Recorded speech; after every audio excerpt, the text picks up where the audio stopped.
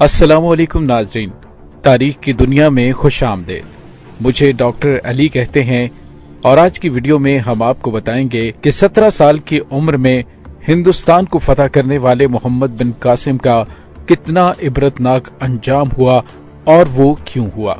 Video की तफसील में जाने से पहले हमारे चैनल को सब्सक्राइब कर लीजिए और बेल आइकन को जरूर दबा दीजिएगा ताकि हमारी आने वाली वीडियोस सबसे पहले आप तक पहुंचती रहें। और कमेंट सेक्शन में पाक फौज जिंदाबाद का नारा कमेंट जरूर कीजिएगा। नाज़रीन, हमें तदरीसी किताबों में ये तो बताया जाता है कि मोहम्मद बिन कासिम ने 17 साल की छोटी सी उम्र में फौजी जर्नैल का ओहदा संभाल कर सिंध पर हमला किया था और बड़ी महारत से देबल से लेकर यानी कराची से मुल्तान तक का इलाका फतह कर लिया था। ताहम ये तमाम तदरीसी कुतब इस हवाले से मुकम्मल तौर पर खामोश हैं कि मोहम्मद बिन कासिम सिंध फतह करने के बाद कहां गए थे।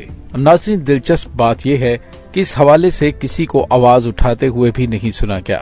हालांकि ये फितरी सी बात है कि इंसान के दिल में एक तजस्सुस पैदा होता है कि आखिर वो नौजवान जिसने 17 साल की उम्र में सिंध को फतह कर लिया था, उसने बाकी जिंदगी कैसे गुजारी। किसी मशहूर शख्सियत की पैदाइश के अहवाल मालूम न होना इतनी ज्यादा हैरत की बात नहीं होती, लेकिन अगर किसी शख्सियत ने छोटी सी उम्र में इतना बड़ा कारनामा सरअंजाम दिया हो तो उसकी मौत के हवाले से किताबों में कोई जिक्र ना मिलना यकीनन हैरत की बात है।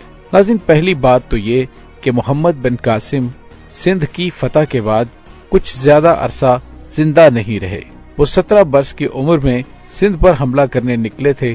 1300 साल पहले सिंध का इत्तलाक जिस इलाके पर होता था वो बहुत लंबा और चौड़ा था। ये मगरिब में मकरान तक और जनूब में बहरा अरब और गुजरात तक, मशरक में मौजूदा मालवे के वस्त और राजपुताने तक और शुमाल में मुल्तान से गुजरकर जनूबी पंजाब के अंदर तक वसी था। और नाजरीन, इस तमाम इलाके को सिंध ही कहा जाता था, लेकिन ये सिंध 2 हिस्सों में तकसीम था। शुमाली सिंध पर दाहिर के बड़े भाई दरसिया की हुकूमत थी, जबकि जनूबी सिंध पर राजा दाहिर की। दोनों में इख्तलाफ तब पैदा हुआ जब राजा दाहिर ने अपने नजूमियों और ज्योतिषियों के कहने पर अपनी बहन लाडी से शादी कर ली। नजूमियों के मुताबिक लाडी बहुत खुशनसीब थी और जिसकी उससे शादी होती हुकूमत उसी के पास रहती। राजा दाहिर के बड़े भाई दरसिया को ये बात इंतहाई नागवार गुजरी और वो एक बड़ी फौज के साथ राजा दाहिर पर हमलावर हो गया। नाज़रीन, इससे पहले कि दोनों भाइयों के दरमियान जंग होती, राजा दरसिया चीचक की बीमारी का शिकार हुआ और मारा गया। इस तरह राजा दाहिर पूरे सिंध का राजा बन गया। नाज़रीन, ये मुल्क सिंध बहरी लुटेरों, कज़ाकों और समुद्री डाकुओं के लिए एक महफूज पनाहगाह था। एक मर्तबा श्रीलंका के हाकिम ने कुछ तोहफे तहाइफ खलीफा की खिदमत में इरसाल किए और उस जहाज में कुछ औरतें बैतुल्लाह शरीफ की जियारत के लिए भी सफर कर रही थीं। लेकिन दैबल के मुकाम पर यह जहाज बहरी लुटेरों का निशाना बन गया और जहाज के तमाम मुसाफिरों को कैदी बना दिया गया, सिवाय एक फर्द के, जो कि फरार होकर हज्जाज बिन यूसुफ के पास पहुंचा। उन दिनों मुसलमान उंदरस यानी कि तुर्किश की फतुहात में मसरूफ थे, इसलिए हज्जाज बिन यूसुफ ने इस मामले को खतो कताबत के जरिए हल करने की कोशिश की, लेकिन राजा दाहिर के मनफी जवाब से इस हमले की नौबत पेश आई। इस हमले की सरपरस्ती के लिए हज्जाज बिन यूसुफ ने अपने भतीजे मोहम्मद बिन कासिम को चुना। नाज़रीन, मुसलमान उस वक्त सुपर पावर की हैसियत रखते थे। रोम और फारस की अजीमुशान सल्तनतें गुरूर खाक में मिलाए जा चुके थे। उनकी जंगी तकनीक और मंजनीकों का राजा दाहिर की फौज के पास कोई जवाब नहीं था। इसीलिए दैबल, जो कि कराची के आसपास कहीं मौजूद जगह थी, वो यके बाद दीगरे मोहम्मद बिन कासिम फतह करते गए। लेकिन नाज़रीन, इन फतुहात से बढ़कर जो कारनामा मोहम्मद बिन कासिम ने अंजाम दिया वो इन इलाकों की एडमिनिस्ट्रेशन थी। उसने फतह के अगले रोज ही ये ऐलान करवा दिया कि जो आदमी अपने मजहब पर कायम रहना चाहता है उसे अपने मजहबी तौर तरीके मुकम्मल तौर पर अपनाने की आज़ादी है। इसके अलावा गिरजों और मंदिरों का वजीफा भी बैतुल माल से मुकर्रर कर दिया। वो अवामुन नास में बहुत ज्यादा मकबूल हो गए। वो इतने ज्यादा मकबूल हो गए कि कैरिज शहर के वासियों ने उनकी याद में शहर के बीचों बीच उनका एक मुजस्समा तामीर करवा दिया। और नाजरीन, अब शुरू होता है इस कहानी का स्याह हिस्सा। तकरीबन तमाम मौरखीन इस बात पर मुत्तफिक हैं कि मोहम्मद बिन कासिम की वफात 20 साल की उम्र में हुई। दूसरी बात यह कि मोहम्मद बिन कासिम की मौत मैदान जंग में लड़ते हुए नहीं हुई, न ही किसी बीमारी की वजह से।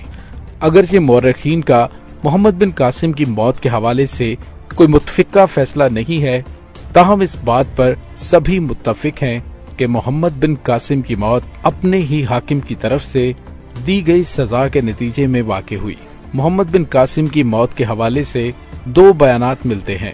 नाज़रीन, चचनामा सिंध की तारीख पर एक पहली बाकायदा किताब समझी जाती है। इस किताब के मुताबिक मोहम्मद बिन कासिम ने राजा दाहिर की मौत और उसकी फौज को शिकस्त देने के बाद दस्तूर के मुताबिक माले गनीमत और राजा की बीवी और बेटियों को अपने हाकिम खलीफा सलमान बिन अब्दुल मालिक को भेज दिया। राजा दाहिर की बेटियों ने खलीफा से झूठ बोला कि वो खलीफा के लायक नहीं, क्योंकि मोहम्मद बिन कासिम ने उन्हें पहले ही इस्तेमाल कर लिया था। इस बात पर वो गुस्से से पागल हो गया और हुक्म दिया कि मोहम्मद बिन कासिम को बैल की खाल में बंद करके वापस ले आओ। उसके हुक्म पर अमल हुआ, ताहम बैल की खाल में दम घुटने से मोहम्मद बिन कासिम की रास्ते में ही मौत वाक़ हो गई। बाद में खलीफा को राजा दाहिर की बेटियों का झूठ पता चल गया और उसने उन लड़कियों को जिंदा दीवार में चुनवा दिया। और एक दूसरी किताब फतूहुल बलिदान में उसमें ये भी पता चलता है कि 714 में हजाज की मौत के बाद उसके भाई सलमान बिन अब्दुल मालिक ने हुकूमत संभाली। वो हजाज बिन यूसुफ को सख्त नापसंद करता था। उसने उन्होंने हुकूमत संभालते ही हजाज के मंजूर नजर अफराद को कैद करवा दिया। चुनाचे मोहम्मद बिन कासिम को भी कैद कर दिया गया। कैद के दौरान होने वाले तशद्दुद के नतीजे में मोहम्मद बिन कासिम की मौत वाक़ हुई। नाज़रीन, इन दोनों ही बयानों के मुताबिक हाकिम वक्त ही मोहम्मद बिन कासिम की अज़ियतनाक मौत का बाइस बना, जिसने एक अजीम जर्नैल के खून से हाथ रंगे।